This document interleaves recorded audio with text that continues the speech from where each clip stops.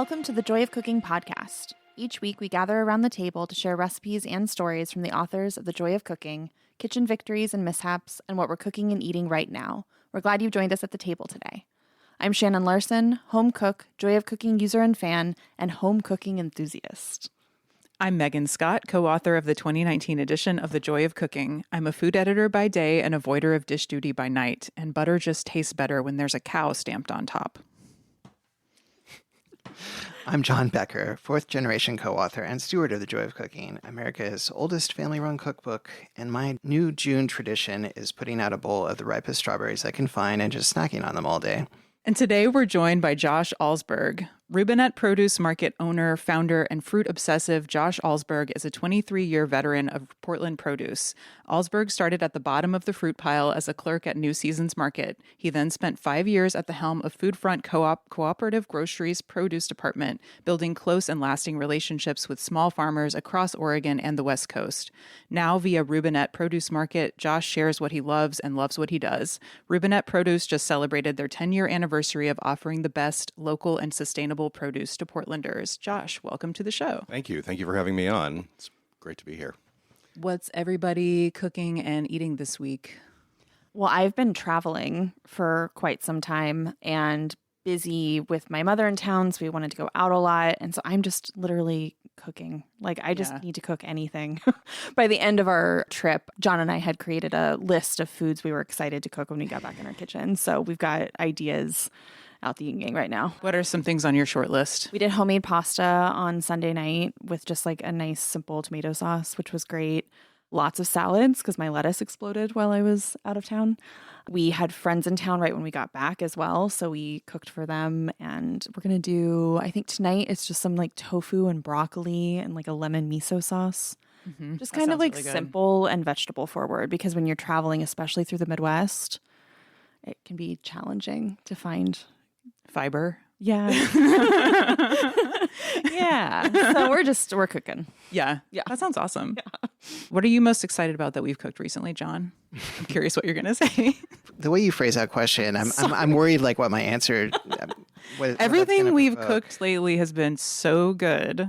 So you're really just picking. There's no judgment. More like what I've been cooking.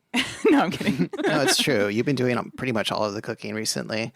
I think the pad krapow probably is I don't know. It's very satisfying. Yeah, it's soul soothing. It's nice and easy to put together.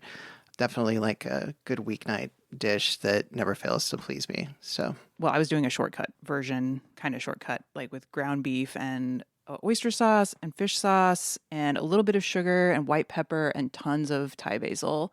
But yeah, it comes together in 15 minutes. It's amazing. Yeah, we're definitely hoping to add a version to the next edition for sure. Oh, nice. What about you, Josh?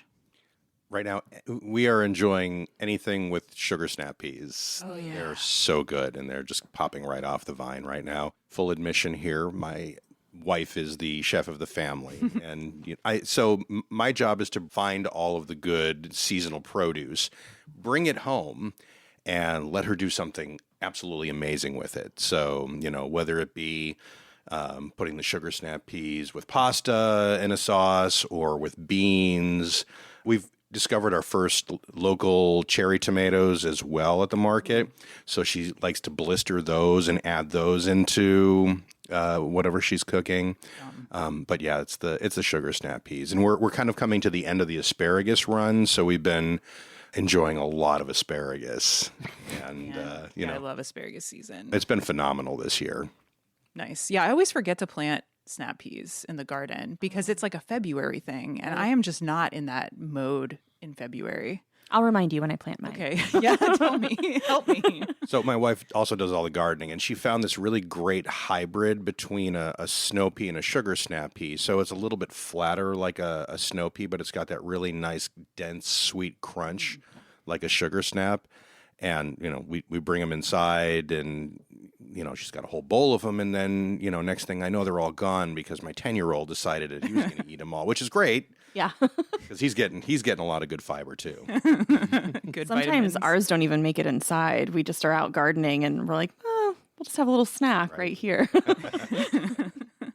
So this week I've been cooking. I've been kind of all over the place with what I've been cooking, but the one thing that comes to mind is this creamy artichoke pasta I've been making, where you take marinated artichoke hearts and drain them and then put them in a blender and then blend them up with just some of the pasta cooking water. And they turn really creamy into this like creamy sauce.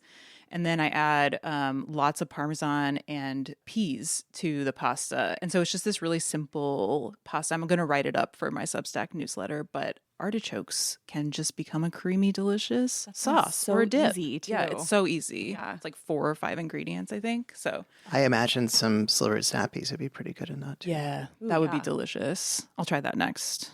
I also was thinking about when I was 10 years old, my 10th birthday party was like the best birthday party I've ever had. It was like the high point of all my birthday parties because I got to have a sleepover. All my friends were there. We got to try on my mom's bridesmaid dresses and like dress up. And my mom made all my favorite snacks. And one of the snacks she made was this thing called a butterscotch haystack, where you take butterscotch chips, which smell absolutely crazy, by the way. If you have not opened a bag of butterscotch chips recently, I have not. they smell super weird, but you melt the chips and then you stir in chow mein noodles and goldfish crackers. And then you shape them into these little haystack looking things. And they John's just shaking his head. I'm shaking my head thinking about so they're being stored in a zip top bag in a closet, and whenever I open the closet, the butterscotch aroma, the artificial butterscotch aroma, just kind of just hits so me. strong. It is very, very You know exactly what's in there. But yeah, they're delicious. Wait, so it's butterscotch chips and chow mein, and noodles goldfish and crackers? goldfish crackers. So they're sweet and a little bit savory, and like the goldfish aren't very cheesy, but Yeah. like they're just enough that it gives it kind of a it's not too sweet because you have that little bit of savoriness. They are delicious. I will give you one. I should have Okay. brought them Okay. tonight, but I feel like this is something I need to like. It sounds weird in my head. It's something you need to smell. I mean, it sounds like it's like chocolate with pretzels would be like the step before Yeah. you get to the butterscotch and the goldfish crackers and the chow mein. very similar vibe. Yeah, in fact, I've seen the haystacks made with chocolate instead of butterscotch, so you could, do that instead. But the butterscotch, I don't know. That's like the one I remember. So anyway, that's what I've been cooking. We also did our recipe of the week from last week, which was super easy. That was strawberries cockaigne on page 178. Air quotes on recipe. Yeah, it's hardly a recipe, but you just take strawberries, dip them in sour cream, and then dip them in brown sugar and just snack on them like that. And it was John's grandmother Marian's, one of her favorite. It's not a dish. I guess it is a dish. I don't know. Snack. It's a snack. Yeah. Fruit treat. I don't know. Yeah. She was allergic to strawberries, but that was one thing that she made an exception for. That would be great for like watching the NBA finals with your friends. And, I was thinking Super Bowl, but like strawberries aren't really ripe Right. during Super Bowl time. So it's perfect for now. Yeah. If you watch those sorts of things, you could do that. I'm teasing. I watch those sorts of Yeah, just things. put them right next to the wings. I'm sure that they'll disappear first. Irma Rombauer believed that cooking should be joyful, and that philosophy changed the way America eats. Her great-nephew, Kerner, carried that same joy and generosity to Napa Valley, founding Rombauer Vineyards in 1980. The winery was built on the same belief that made the cookbook a classic, that good food and wine should bring people together. And just as the joy of cooking has been in American kitchens for nearly a century, today Rombauer is one of California's most celebrated wineries and the perfect pairing for every meal you cook from the book. Your next favorite pairing is waiting at rombauer.com/joy. Use code JOYPOD, that's JOYPOD, all caps, for 15% off your order. That's ROMBAUER.com/joy, and use code JOYPOD at checkout. Must be 21 to enjoy. Josh, what is your relationship to the joy of cooking?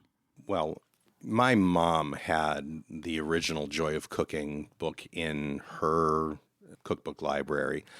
And so every once in a while, I would see her take out the Joy of Cooking book and make recipes from it. And I will say I didn't get really a chance to do much cooking with her. She was fairly limited in her ability to be in the kitchen after a certain point due to she suffered from multiple sclerosis.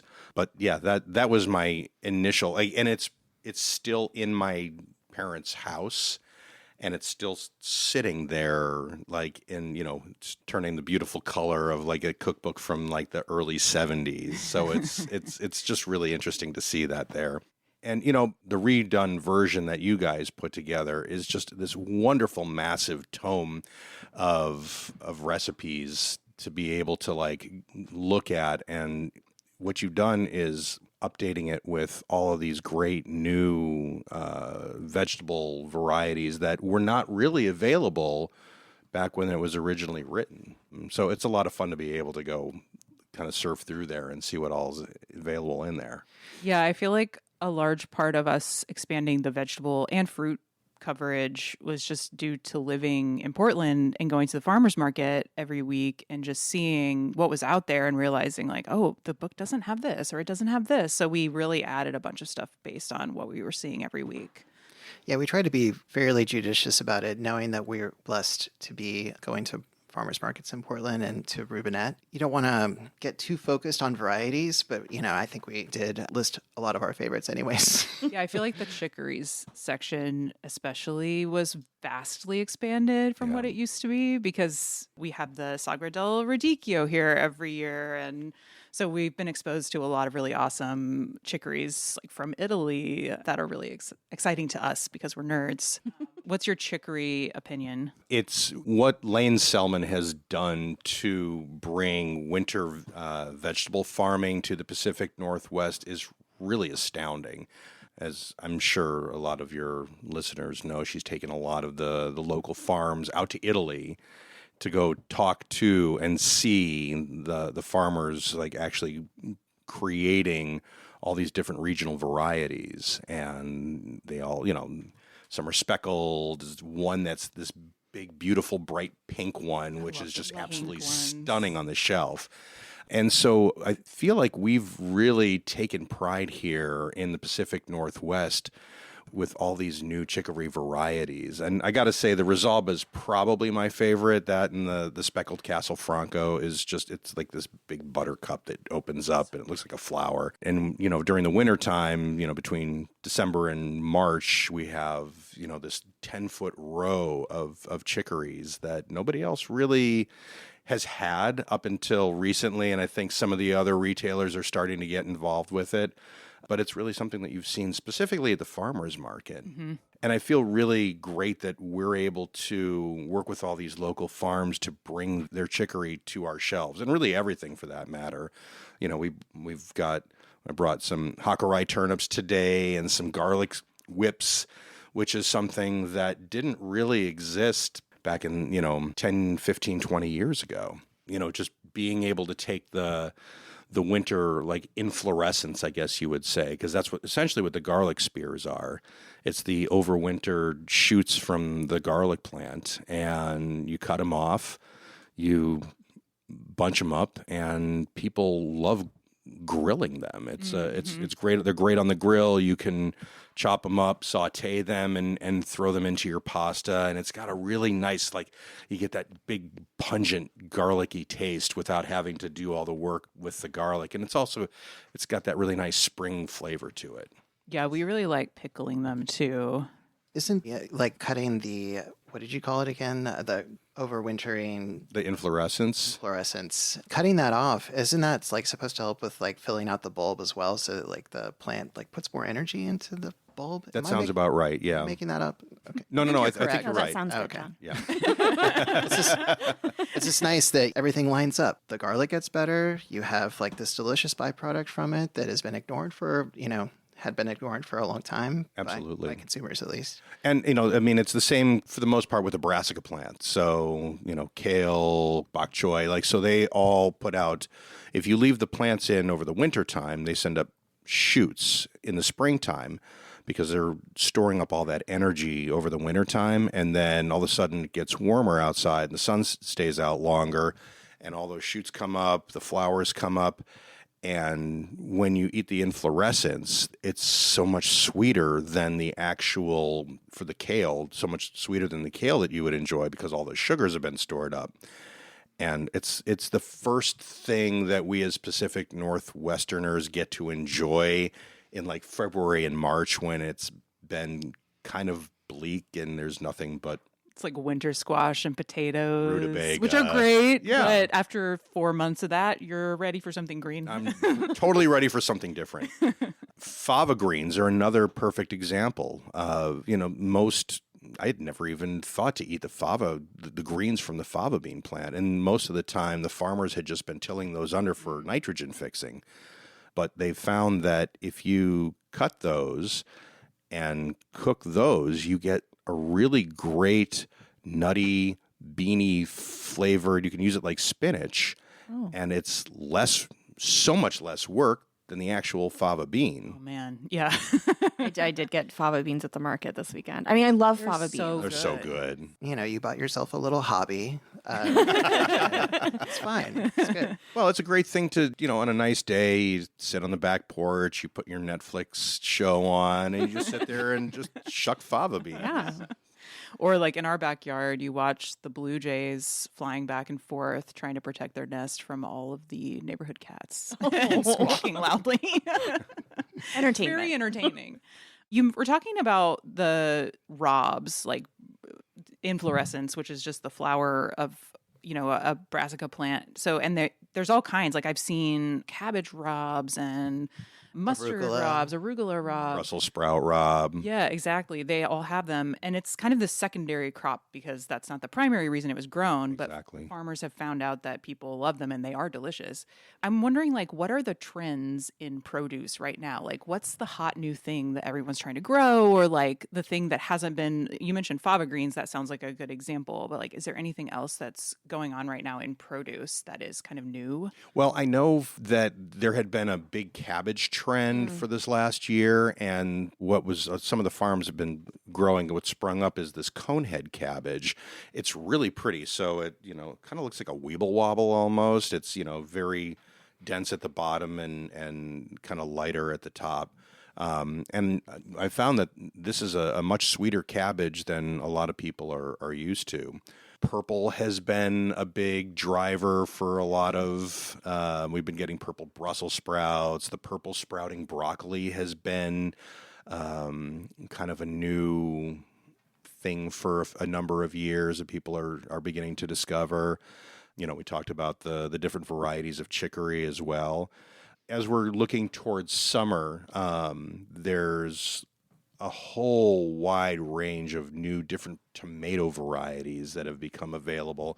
There's a kind of a tomato breeder that exists in California. He does new trials and new hybrids of tomatoes. Off the top of my head, I can't remember his name, but he brings a lot of these to the nurseries here in the area, and so the growers can trial these, and they're with names like Pink Boar and Berkeley Tie-Dye, and we can't really call them heirloom tomatoes because an heirloom is something that's brought from the old world, I guess we call it, but it's a new type of hybridized tomato that they've hybridized with some of the older, like the Paul Robeson type varieties. And some of the flavors are just absolutely dynamic, and the way they present on a shelf is beautiful. People have been really enjoying them at the market as well as our store too. What about dry farmed tomatoes? I feel like I've been hearing more about those. Can you describe what that means? So essentially, it's the farm just not watering their tomatoes for an extended period of time. So it forces the tomato to seek water further down in the ground. And because it's lacking the water, the water makes the tomato larger. Mm-hmm. And so for commercial tomatoes, that's fine, when you're shipping them. But for a local tomato, you really want to try to extract as much flavor as you can. So you're going to get smaller tomatoes that have far more robust flavor. Mm-hmm. And sometimes it works really well. Other times it doesn't. I've heard tale that a lot of farmers find that there's diseases that go along with not watering those tomatoes. Okay, interesting. We've got a farm, Eloisa farm that we work with down in Corvallis. They have been trying to do an early girl dry farm tomato. That's the primary dry farm is the early girls because they take better to less water. But she lost, I don't know, like 40% of her crop wow. last year because of, I think it was a tomato blight from not watering it. Mm-hmm. So it just kind of stresses out. Experimental then. Sure. Figuring it out. Yeah, I mean, and the farms are good about experimenting, especially like if we ask them to grow a certain thing, they'll put in, a small row for us, and they'll let us know, like, hey, this worked great, or, our soil doesn't really take to this variety very well, and thank you for trying. Melons are another big driver for us in the Northwest. There have been a whole bunch of different little cantaloupe type melons, like the sugar cube has really come on in the last couple of years. There's a French varietal called Charentais, which I was going to ask if you guys are going to be getting more from Osso Farm this year. Ahito Oso, you're talking about the honey farm? Osso, sorry. Yeah. I just want to make sure because we've got about 50 different farms that we work with throughout the year. So sometimes I have to go back into my memory bank and talk. Yeah, so they're actually a honey farm as well. So Henry, who's the head, he's the farmer. He's also a very well-known beekeeper throughout the West Coast, and he drives his bees through California. They request his bees specifically to pollinate their crop. And he's started a small farm as well. And so we've been getting now some of his strawberries. Oh. And it's a variety called Cabrillo, which we've never even heard of that. Yeah. I've never seen it before. It's similar to the Albion, kind of. Like it's a little bit more dense. It's a good slicing strawberry. Red on the inside, very flavorful too. And they've also been growing quite a number of Latin American herbs. For the life of me, can't tell you off the top of my head. I mean, I could sit there and look at the list, but I mean, what they're growing has been fantastic, and they have had some. They had some melons for us last year, so we'll be getting some of their melons. I don't think they had the Charentais specifically, but that Charentais, that French cantaloupe, is just like it comes in the door, and the aroma on it is. It's like it blows you away. It's that really big, sweet, musky smell. And you walk over and it's like people are like, what is that aroma? Draws you in. If you're in Portland at all, melons. melon season at Rubinette is like I work kind of close to Providore where Rubinette is located in, and sometimes over lunch I'll just go over during melon season and just get myself like a little afternoon melon. Yes. Well, they're like the perfect size too. They're are. small. You can eat the whole thing. Exactly. Well, happy hour melon. Happy hour melon.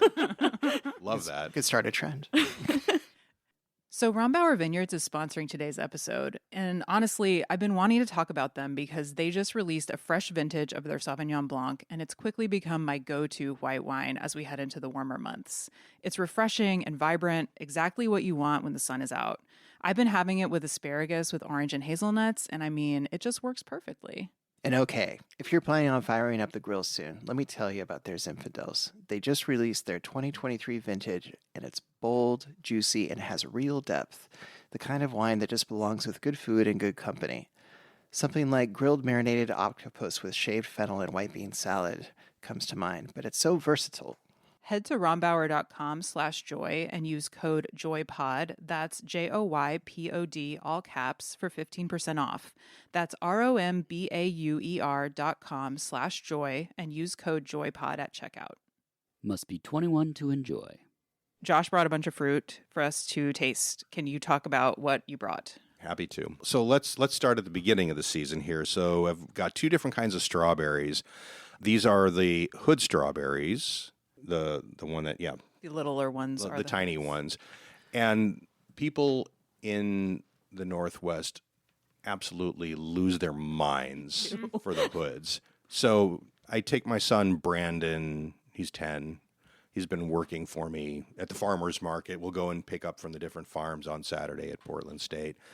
And when we got down there, one of the farms, Unger Farm, is kind of, they're known for their strawberries. I kid you not, there was a line, probably 250 people deep, waiting for their hoods. We love our strawberries. So funny. Because they're Yeah, so good. They're so good. It's like a little candy bomb. Mm-hmm. We got to the Montevilla market maybe I think it was right at opening, and we queued up. It was only like 24 folks in front of us maybe, so we were lucky. Yeah, but you gotta get there early, and you gotta get in that line. It was like a shoe release. I do say my mom was just here visiting, and it was right at the very beginning of strawberry season, and she was like, "Oh my gosh, strawberries here are totally different than strawberries elsewhere. Like they really are." We say that, but it's like you bite into it, and it's completely red all the way throughout. Like so good. I So told good. John the first year we were living here, I was like, I feel like I've never actually eaten a strawberry Right. until today. Yeah. Like I just felt like the flavor was so over the top. It was red all the way through. It was like about to become jam in my mouth. Yep. And it's just like a wild flavor. It's so good. Well, and that's exactly what these hoods, they're almost at the jammy phase. Is it late in the season for hoods? We're kind of at the end of the hood season right now. So, this is pretty much the end of the run for the hoods from what I can tell, because none of the farms that we've been getting them from are going to be delivering those further. So, and we got those maybe 2 or 3 days ago, and they're already like, they're kind of gooey. Yeah, you have to eat them fast. Yeah, I mean, the old tale is like you pick up your hoods at the farmer's market, and they should be gone by the time you get to the car. I mean, that's not that hard. I know. It's not.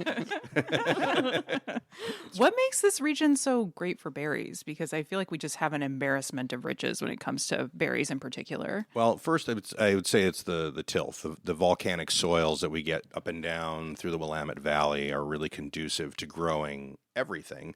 And then for berries in particular, the hoods and the other one that I brought, it's called Mary's Peak. So I'm going to kind of sidestep here. So these are what's called June-bearing varieties. There's two, so June-bearing and then there's an ever-bearing. So like the Tillamook's, the Albions, the Seascapes that we get here in the Northwest too, those are ever-bearing. So they'll have several different what we call flushes. So you'll see some in May, then they'll take a break. The plants will, they'll reflower and we'll have some in July, and some of them will go all the way into October. Wow. Yeah, we've had pretty late seasons. With the hoods and the Mary's Peak here, these are June bearing, so it's one big push, and as soon as they're done, that's it for them. Mm-hmm. And we're able to enjoy them right now. But it's for the June bearing. I mean, I guess for everything really, it's the cool evenings, the warm days of the early part of spring. The berries, even though the berries don't love the rain necessarily, the plants love the rain, and so they're able to have a lot higher yield, really good production. And then when the weather starts warming up in earnest, like then they really start popping. Yeah, we're still getting some nights in the 40s, and Yeah. it's like, getting into the second week of June. Yeah. So, yeah. Well, it is January this year. Right, yeah, for sure. I kind of like it, but yeah, and I feel like OSU might have something to do with, I mean, berries grow really well here, but OSU has a program for like developing new varieties or varietals, and, they have I'm going to get the name wrong, but it's, what is it, the clonal germplasm something, where they have like varieties of every single type of, fruit that grows well here. They'll have like, all these varieties. Do you know anything about what OSU is doing? I can't speak intelligently about it, but I think you're right, because this is where OSU is where they developed the Marionberry. Mm-hmm. They've developed what's called a Sylvanberry, which is kind of an offshoot of the Marionberry. The Columbia Giant has been introduced. So these are all blackberry varieties too. And I'm fairly certain they were the ones who created the Mary's Peak strawberry as well. So this was introduced, I want to say 2017-ish, because I had never heard of it. I've been doing this for, 20 some odd years. So this was a new variety that was introduced. I think Deep Roots Farm was the first farm that had it at the market, and I love the hoods. Don't get me wrong. It's like, it is candy, but Kimberly, the farmer there, was like, here, I've got a new one that we're testing out. You want to taste it? And the hoods are just sugar. They're all sweet. The thing about that I really appreciate even more so about the Mary's Peak is that they have a little more backbone. There's a little bit of tartness to it, I guess. It's just a broader flavor in your mouth. They also hold up a little bit better on the shelf, so that we can keep them for, instead of 2 or 3 hours, we can keep them for 2 or 3 days. They're also really refreshing to me. I feel like the Mary's Peak are really refreshing. And I want to shout out to South Barlow Berries for these Mary's Peak. I think we're going to be getting some from Pablo Munoz Farm here in the next couple of days. But it seems to be one that Pacific Northwest strawberry growers are really starting to move towards, because the hoods are so finicky. And we really got to take hard. some pressure off the hoods. I mean, they're amazing, but yeah, we got to get some other strawberries in the mix. I mean, I feel like I've had Sea Star strawberries that are great. I mean, if they're good, they're really good. Sometimes they get diluted by a lot of rain, so the flavor's not as strong. But yeah, they're all good. They're all strawberries. So you mentioned the Columbia Giants blackberries. Is that one of your favorite blackberry varieties? One of the questions I wanted to ask you is like caneberry deathmatch. Like if you had to choose, yeah. If you had to choose just favorites, are you a Marionberry person or boysenberry? Yes, boysenberry is probably. So the Marionberry and the boysenberry have kind of been my two favorites for a very long time. And to me, like the Marionberry, if we're going to compare it to like a wine, would be like the Cabernet Sauvignon of the berry. And the boysenberry is kind of like the Pinot Noir.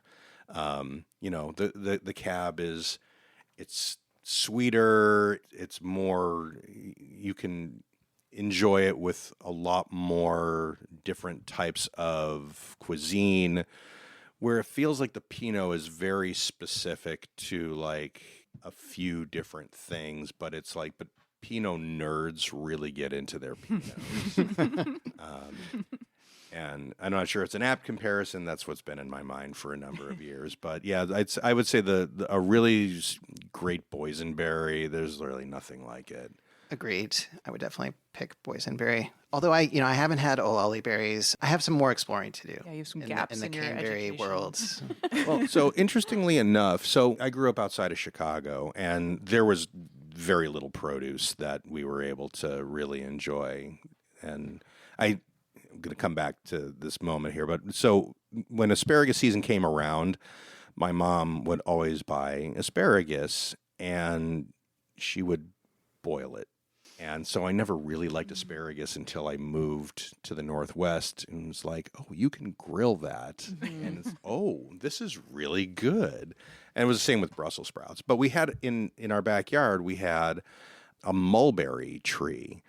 And like they tasted kind of vinous and like sweet-ish, but they weren't really they weren't super palatable. And my friends would come into the backyard and we'd go climb the tree and we'd have mulberry fights. And so maybe about 3 or 4 years ago, I started having customers asking me, can you get mulberries? And I was like, why would you want to eat a mulberry? It's a garbage berry. And they're like, no. And so I did some looking around, and there's a couple farms out in California that are growing a Himalayan mulberry.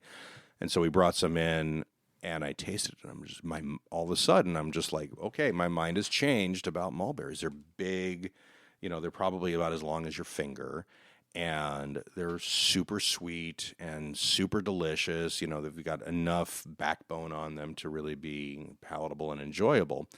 And so now, and then I realized that there's a little orchard right down the street from where we live. It's called the Sabin Community Orchard, and they've got a mulberry tree there. And so, like, my son and I will sneak over there, and we'll pick some of the mulberries that the birds haven't gotten to yet. But we found one farm. We've actually found a couple farms that are growing mulberries. So that may be actually a new close third favorite. Moved up. Yes. Wow. It moved way up. But, so the interesting thing is, like, it's a tree. The mulberry is this big giant tree, whereas all of the other blackberries are on canes. You know, everybody's seen the wild blackberries growing in their neighbor's yard, and Or your yard, my yard. Currently in a death match with those as well. yes, and so it's just interesting to see that a berry like that grows on a tree versus on a stickly bush. I feel like I'm about to embarrass myself, but isn't a fig technically a berry? Am I wrong? I mean, Figs.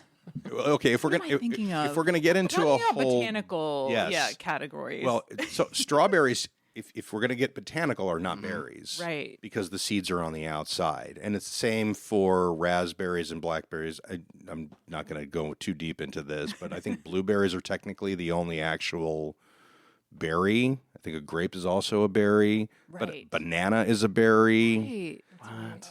I mean, we could go and look at the whole list, and it's just like, this is a berry? It doesn't. What? Yeah, for our purposes, it doesn't really matter. But it's something that's fun to think about. I guess It is the way fun. we talk about food and how we use it. But I know when I found out bananas were berries, my mind was blown. I was like, what? Yeah. Well, there's an interesting argument that goes on in our house too, especially with, like the veggie fruits like peppers, cucumbers, tomatoes, avocados even, because culinarily all of these items are considered vegetables, but because they have seeds in them, they are actually biologically a fruit. And so somewhere between my wife and my son, they like to have little arguments about whether it's a fruit or a vegetable. And I'm that's just always like, fun. it's great because he wants to be he's very rule oriented, so he's like, no, it's a fruit. Fair enough. You got to build those critical thinking skills somehow. It's a delicious way to do it. So 100%. Oh, hello. I just wanted to take a moment to tell you about an easy way to enhance your meals. Whether they are a healthy vegan grain bowl or that late night snack we'll pretend didn't happen the next day, and that easy way is Marshall's Hot Sauce. For 15 years, chef and cookbook author Sarah Marshall has been hand-making and bottling these delicious sauces. She works directly with local farmers and highlights the lovely flavors of fresh seasonal produce. They're gluten-free, there are no additives, dyes, waxes, or binders, and they have mouth-watering combinations like serrano ginger lemongrass, or habanero carrot curry, or even whiskey smoked ghost, which was featured on Hot Ones. So head on over to marshallshotsauce.com, that's Marshall's, HAUTESAUCE.com, and see all the available sauces and spice blends. Oh, that's right.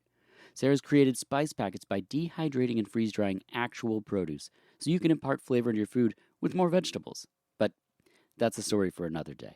Find all of these delicious creations at marshallshotsauce.com and enter HOTJOY, that's one word, capital H, AUTE, capital JOY, one word, at checkout for 20% off. That's HOTJOY at checkout for 20% off. And now, back to the show. So I have kind of a humdinger of a question. Maybe it's a humdinger. I don't know. I just wanted to say that word. Why, in your opinion, is locally grown produce important? Why is it important to have a local food economy? It is a humdinger of a question. So many reasons. I mean, it's because Oregon is so agricultural based. It's good. It's good for the soil. For one, to continue sustainable and organic farming. There's a lot of agriculture that takes place, and nothing against the nurseries of the Northwest. We need them too, but there's a lot of conventional spray that goes into tree nurserying, whereas we really don't get that. And the same with vegetables because you're eating it and people don't want to eat a lot of spray. And if we didn't have the farms, we would be putting houses up on the farmland. But it gives back to the economy. It's anything that you're eating locally is harvested when it's ripe. So think about tomatoes. So you go to Safeway and you get a tomato in January. And so these tomatoes were probably grown in Mexico, maybe Florida. They're harvested unripe. They look kind of like tomatoes. There's a lot of transportation involved, so you're using a lot of fuel to get that tomato from where it was grown to where it ends up. And it gets stored in various places too. They get put in these big gas rooms, for lack of a better word, kind of like what they do with bananas. So, and it trips the ethylene that's naturally formed inside the tomatoes, the banana, the avocado, the apples. They all have ethylene gas. And so when you have a red conventionally grown tomato in January, it barely qualifies as a tomato. It doesn't really have any flavor. Whereas, when this program airs, we're going to be right in the thrust of tomato season. And most of these farms are harvesting their tomatoes with lots of color on them. So they're red, they're yellow, they're orange, they're striped, they're all different colors, and they're weighty too.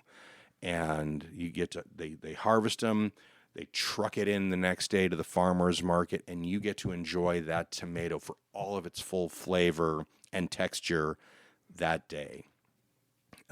Or the next day, if you.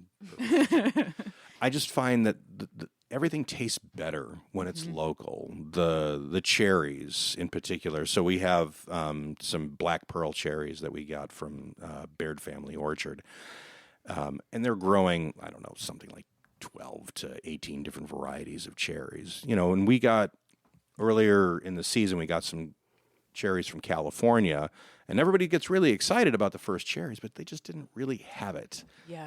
They didn't have the crunch. Not as good. They didn't have the overall sweetness. There's just something about local agriculture. And, we're lucky here in Oregon and Southwest Washington that we get to enjoy these. And the hope is that other regions of the country also get to enjoy their regional fruit, vegetable seasonally as well. Because, there's farmers markets all over the place. Yeah, and you get a really good sense by going to the farmer's market every week. You can get a really good sense of like what is in season at any given time and what does grow really well where you live. And then you can start to look for those things every year and expect them to be really great. Like if we were only growing for like uniformity, yield, and ability to like sit on a shelf for a week, these hood strawberries would not exist. Exactly. And they are maybe the best thing I've ever put in my mouth. So I'm really happy that they do exist. and most stores aren't going to carry them because, there's too much logistics involved. Like we're a small store. We have, I think, 400 square feet on our floor. So, we have smaller displays. But, you go to any of the big stores, the Whole Foods, the Fred Meyers, the Safeways, and, they've got these gigantic displays. And they have lots of refrigeration, and they have lots of different turns, and there's a whole science behind trying to figure out what we bring in and how long it gets to hang out.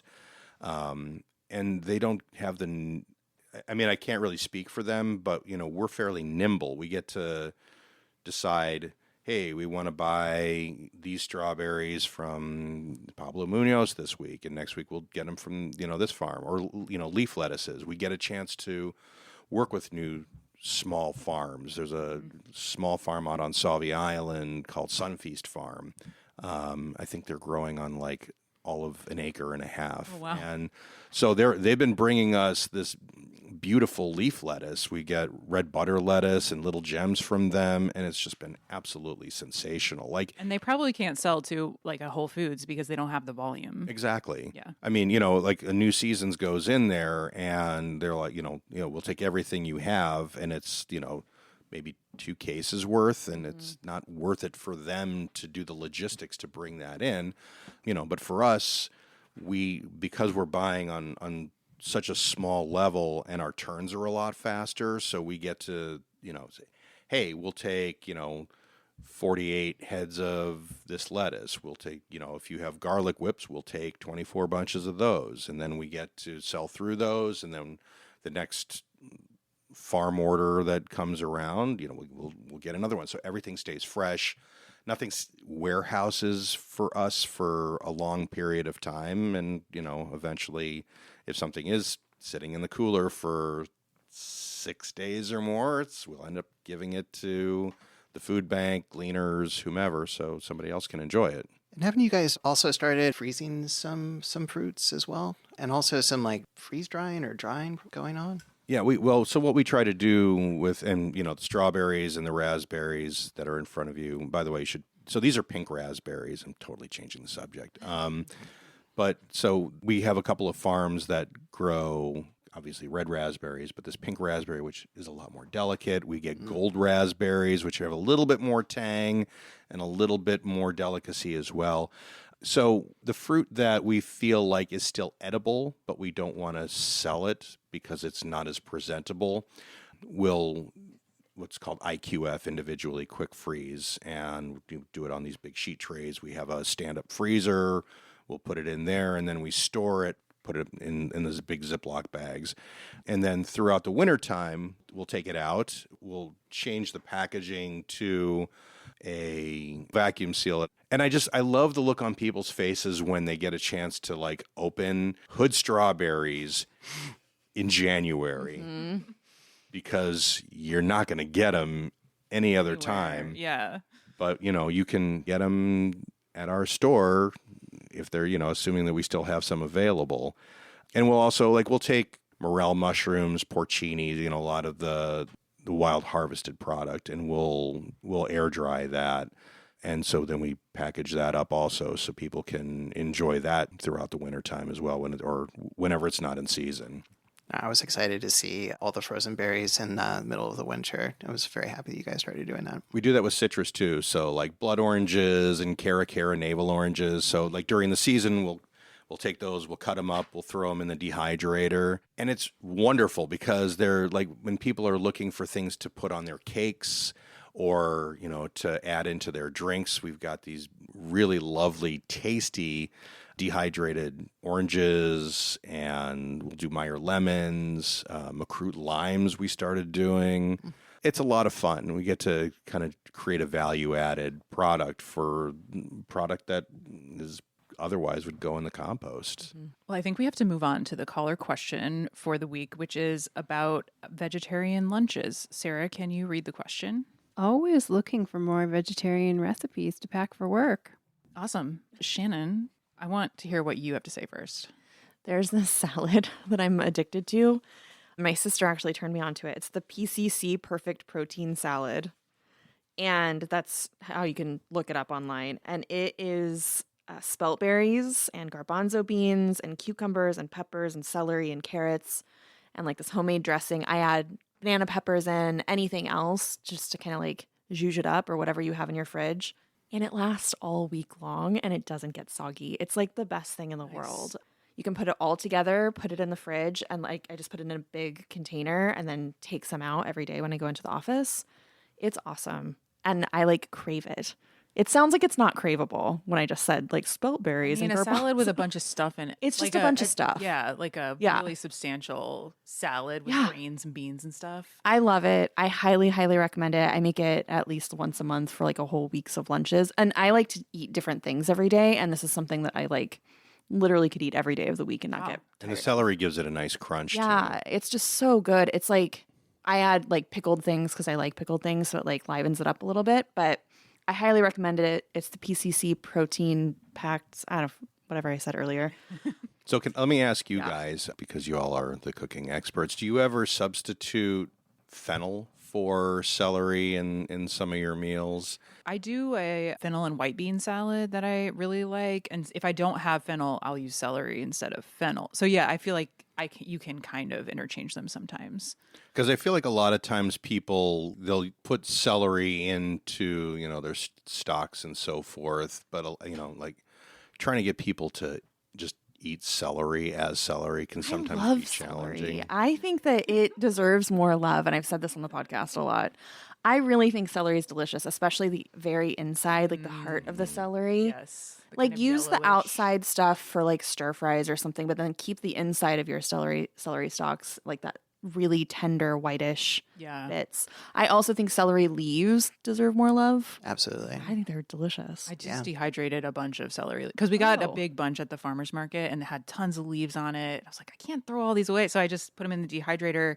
And I feel like they're going to serve a similar function as like the dried fenugreek because they have that That it has almost one of the like same compounds. maple syrupy Yeah. smelling like aroma compound in it.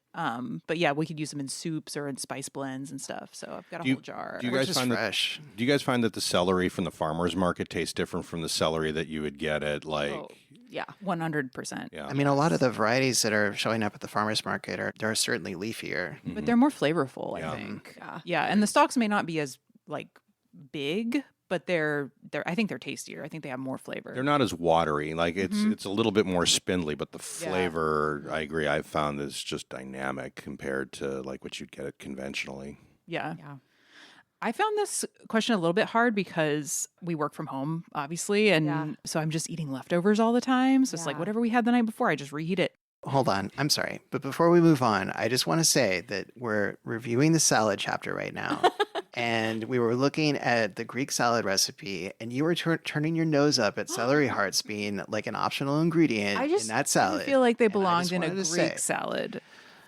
But I know people disagree with me. I like celery. It's not the celery. It's that the context of the celery. The Greek Yeah, salad sure, context. Yeah, I want to see other things in we my are- Greek salad. We are not the only ones who say that it is a delicious option. You're getting us. We're derailing. Okay. We're derailing right So now. carry on. The fennel and white bean salad I mentioned earlier, I think that's a great lunch because you could eat it as is. It's got the beans for protein, but you can also just like add a can of tuna to it or add some sardines, and that makes it that complete meal. Maybe a piece of like crusty bread or something. Anchovy. Anchovies, yes. I make a breakfast salad. Well, I haven't done it for a couple of weeks, but like every morning for a while, I would make a breakfast salad, especially during the wintertime. So going back to the chicory conversation, so one of the mixes we sell is just a chicory mix. So I'd take a bag of that, throw it in a big silver bowl. I would sprinkle seaweed flakes on it, tear up some anchovy, throw that in there. I do make a really good salad dressing. And so I dress it, and then I poach a couple eggs, toss that in there, and it is one of the most delicious, healthiest breakfasts that I can imagine having. Could also be a lunch. That could be a lunch. Let's let's circle back to that salad dressing. What do you got going on there? What do you like dressing your salads with? So I always start with just Dijon mustard, throw salt in it, and my wife has helped me perfect this because I'm just a clumsy person in the kitchen. Salt, pepper, and then I'll start getting that beat and then add in my olive oil. So I'm trying to keep it. You're trying to emulsify it. Trying to emulsify it. Thank you. I'll sometimes toss a little bit of the anchovy oil in there, so I get this big old jar of anchovies. And there's really nothing else you can do with the oil, but it's really good olive oil if you get good anchovies. I'll mix that in there as well. And so, like, once that whole thing is emulsified well, then I'll squeeze in my lemon. I usually like to use a Meyer lemon just because it's so much more fragrant. Mm-hmm. And then, a variety of different vinegars. I'll use a Cabernet, like a red wine vinegar. I'll throw in, more of a sweet vinegar. I'll sometimes add in a little maple syrup just to give it a little bit of just pop of sweet. Mm-hmm. Yeah, that's my salad dressing du jour. That's very close to my salad dressing. So I like that you're adding the acid towards the end because it seems like a lot of the time people are drizzling the olive oil in. So I'll have to I don't try even it. I'll have to do bother with the reverse. emulsification stuff anymore. I just put everything in a jar and shake it. That's what I do too. Heathen. I've tried that, and it's like, sometimes it comes out clumpy. Yeah. We eat a lot of maple syrup in our house, and so I've got literally a dozen maple syrup jars with the little spout hook thing that you can pour. But yeah, so I'll shake it up, and if it's not emulsified, it gets all globby, and then I get cross looks from Jessica about that. John, what are your lunch ideas? I just kept on running up against recipes that we've already featured on the podcast. So there's a the Freekeh with greens, chickpeas, and halloumi. That's a great It's one. fantastic. It's good like at room temp, cold or warm. Freekeh is delicious. Yeah, for sure. The pan bagnat, so a pressed Provençal sandwich. Lots of vegetables in there, very substantial. And that one benefits from sitting around. Like Yeah. it kind of needs to sit around for a while for the bread to absorb some of like the juices of the vegetables and the dressing that you put on it. So Yeah, and that's a great lunch option. yeah, because usually you're worried about things sogging out, but in this case, you want it. You want the sog. So, Rachel's kale and lentil salad is another one that we've already featured on the podcast. It was really good. Of course, Plowman's lunch. I mean, that's just kind of a Snack lunch. low-hanging fruit girl lunch, I guess we could call Yeah, it. we were like, Hellman's lunch or girl dinner? Is there a difference? Sometimes when I'm feeling like super lazy and I don't even want to think about it, I'll just do scoops of soft tofu with a little soy sauce and then make like a side cucumber salad. And that's Yum. fine. Yeah. It's perfect and takes 0 time. Yeah. Yeah. I had mostly like I had grain and bean salads on my list of things that I thought would be good. There's a brown rice salad with dates and oranges that's delicious. And if you add like baked tofu or tempeh, that would bulk it up a little bit more. I also love banh mi for lunch, and you could easily put together a banh mi with like baked marinated tofu and you could keep the vegetables on the side if you're worried about it getting soggy. Another recipe that I think would be good, but it has a lot of prep. If you meal prepped it, kind of, I think it would work, is Sabich, which is a Iraqi Jewish sandwich that has roasted eggplant. Well, usually it's fried, I think, but roasted is just easier.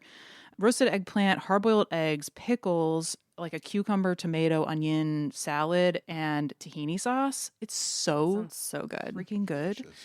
And extra credit the zug to put on there, as well as the pickled mango, the amba. Yeah, amba is like a pickled mango kind of, you can buy it chunky or you can buy it like kind of pureed into more of a like spread, but it's very salty and very like tangy, and it just gives it a nice bite. It's perfect. Yeah, it's great. So those were my main ideas. And then in the spirit of that, this week's Joy Scouts recipe is Megan's Avocado Club sandwich on page 137. So this is a vegetarian club sandwich. You stir a little bit of miso into some mayonnaise for the bread. It's got avocado, tomato, or slow roasted tomatoes, which are delicious on there. And then it's got a mushroom. They're out of season, of course. They're out of season, but mushroom bacon.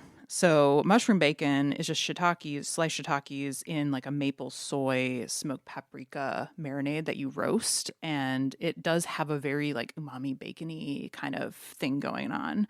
But yeah, that's my Avocado Club sandwich. And in the head note, we talk about how making the sandwich has no bearing on your membership in the club of the club sandwich. That it is a heretical club. It will not be held against you or your loved ones. If you have a cooking question or joy story to share, call our hotline at 503-395-8858. Leave us a message or send us a text. We would love to hear from you. Sarah, can you please read the next caller question? What spices are non-negotiable when camping?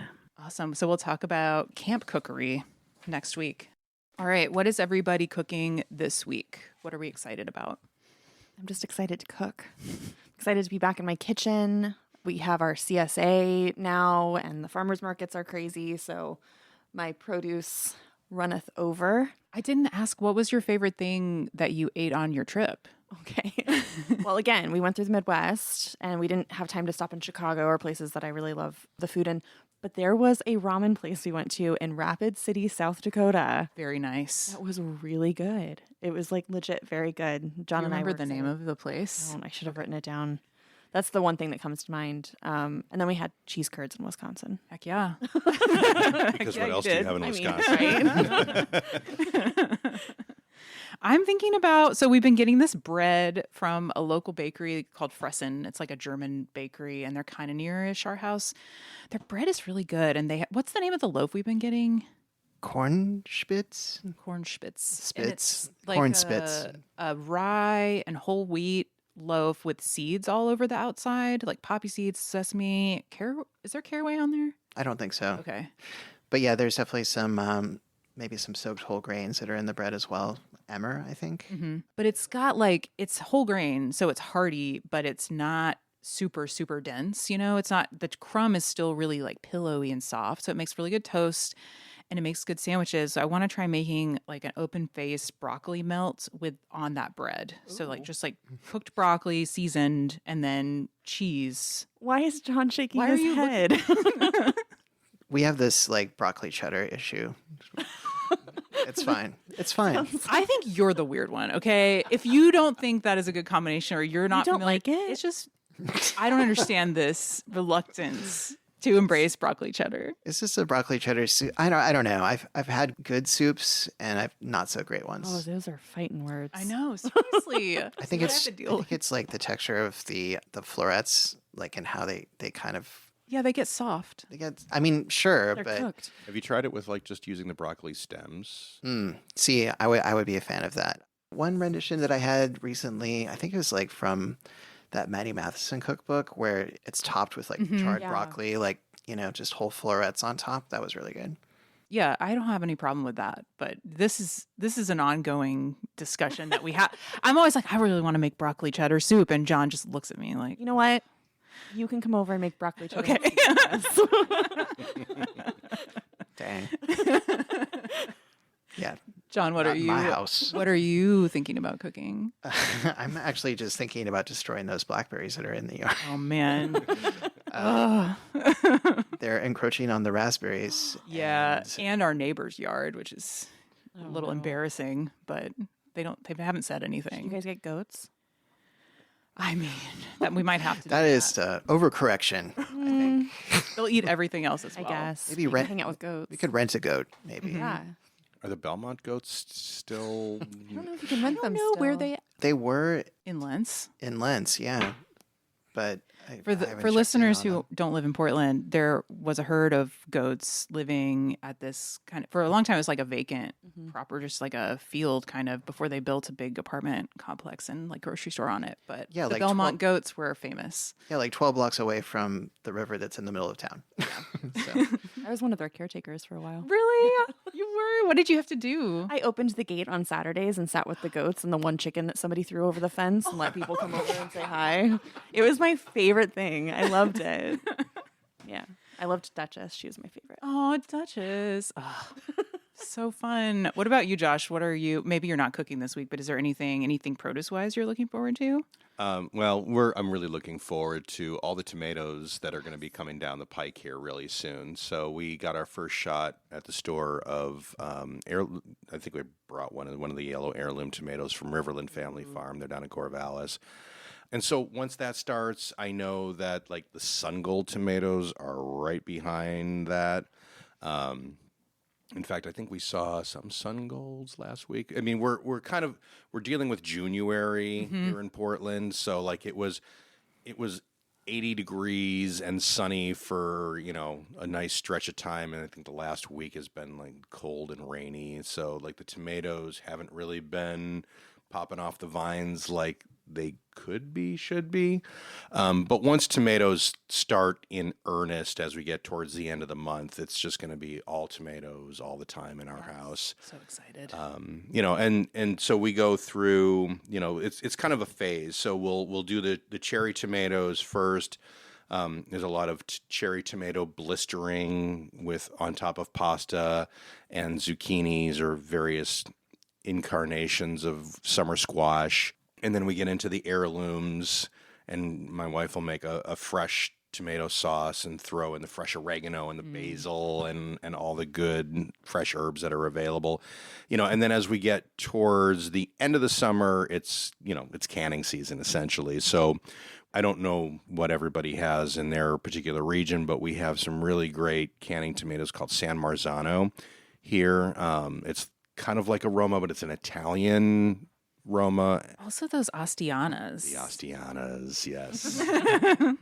And what people do is they'll roast those in the oven, just let them roast down to just gooey, sugary tomato-ness, and then can them. We'll do the Astianas, and we also do heirloom tomatoes too, where we'll boil them down to nothing, take the skins off. And we don't really can anything specifically. Like we'll just I'll throw it in a jar and throw it in one of our freezers, and then They just appear all winter long I'm such a homer when it comes to my eating. Like, I just love anything that's tomato-y. So, and my wife makes a bomb diggity tomato meat kale pasta sauce. Yeah, the best. And before we wrap, where can listeners follow you and or Rubinette? We are on Instagram at Rubinette Produce. I believe we are still on Facebook. Just come and check us out at the store. We're inside Providore Fine Foods over at 24th and Sandy over in Northeast Portland. We're kind of like a farmer's market throughout the week. So if you can't, I always encourage everybody, go to the farmer's market if you can. There's lots of great farmers markets here in Portland. And, if you live outside of Portland, go check out your farmer's market. But if you can't make it, come check us out because we've got 50 farms that we work with throughout the year, and then we're bringing their product in, selling their product as theirs as much as we can. So awesome. Thank you. Thanks for listening to the Joy of Cooking podcast. Before we go, show some love for your favorite podcast by subscribing to the show and leaving us a review. Follow us at joyofcooking.substack.com and on Instagram at thejoyofcooking. Stay tuned for next week where we'll talk about camping cooking supplies. And don't forget to make this week's recipe, Megan's Avocado Club Sandwich on page 137. Call in with questions, hopes, history, or where you find joy in the kitchen. Our number is 503-395-8858. That's 503-395-8858. And we couldn't do this without our fantastic team at the Joy of Creation production house. Thank you to Haley Bowers, our audio engineer, and Sarah Marshall, our producer. If you love the stories we bring you each week, please consider supporting us on Patreon. As an independent media company, your support is absolutely essential. It allows us to continue creating high-quality professional episodes that amplify the voices of women, small business owners, writers, artists, and creatives, and keep their stories free from commercial pressure. By becoming a Patreon member, you're not just supporting us, you're investing in the future of independent media. Please visit patreon.com/The Joy of Creation Production House to join our community today. Thank you for listening and supporting our podcast dreams.